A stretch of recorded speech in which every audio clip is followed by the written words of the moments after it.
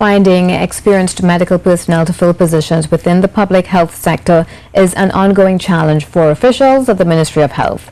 This was revealed to the Public Accounts Committee of Parliament on Wednesday morning during a review of the Auditor General's reports for the year 2014 to 2015. The health officials said the challenge is compounded by the fact that even if they do source highly skilled and experienced workers, they simply don't have enough funds to hire enough. Janine Browne has more in this report. Reflecting back on the years 2014-2015, Permanent Secretary at the Ministry of Health, Mr. Richard Madry, said a lot of work has been done by committed individuals in the public healthcare sector, despite what he describes to be a challenging environment.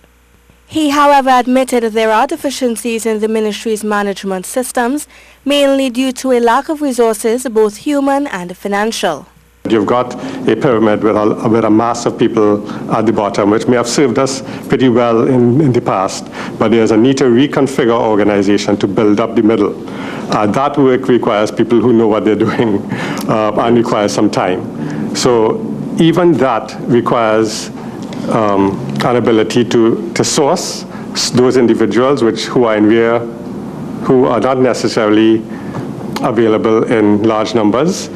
The Deputy Permanent Secretary seconded this claim as she went on to explain why the process to fill vacancies is often prolonged. We rely on the central HR agencies to support us in that regard, and the length of time and the bureaucracy which follows through with all those procedures is what sort of hampers us. We've had certain positions that have been vacant for a number of years, but we wait on the central agency for staffing there. We have advertised a number of those positions as well, but again, going back to what PS would have said earlier about compensation, a lot of people wouldn't come to work for those kinds of salaries. Mr. Madry said there's also a need to establish a more centralized management structure in the sector as the various regional health authorities operate independently. Without a strong center, however, what you have is several organizations, each operating virtually independently and taking its own path. Right? So when we talk about standards, each organization could have been proceeding along its own pathway in terms of what it may have deemed to be appropriate for the delivery of the health service. At present, each RHA board reports individually to the Minister of Health. Janine Browne, C News. CT scan machines will soon be back up and running at both the Port of Spain and the San Fernando General Hospitals. The project manager at the Ministry of Health explains that each hospital has a biomedical engineering unit which is responsible for monitoring the equipment.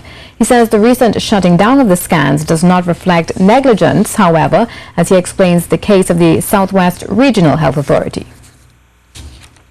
If we look at what happened at the Southwest RHA, they did in fact receive a part which was a CT tube, and that is something which has a normal wear and tear.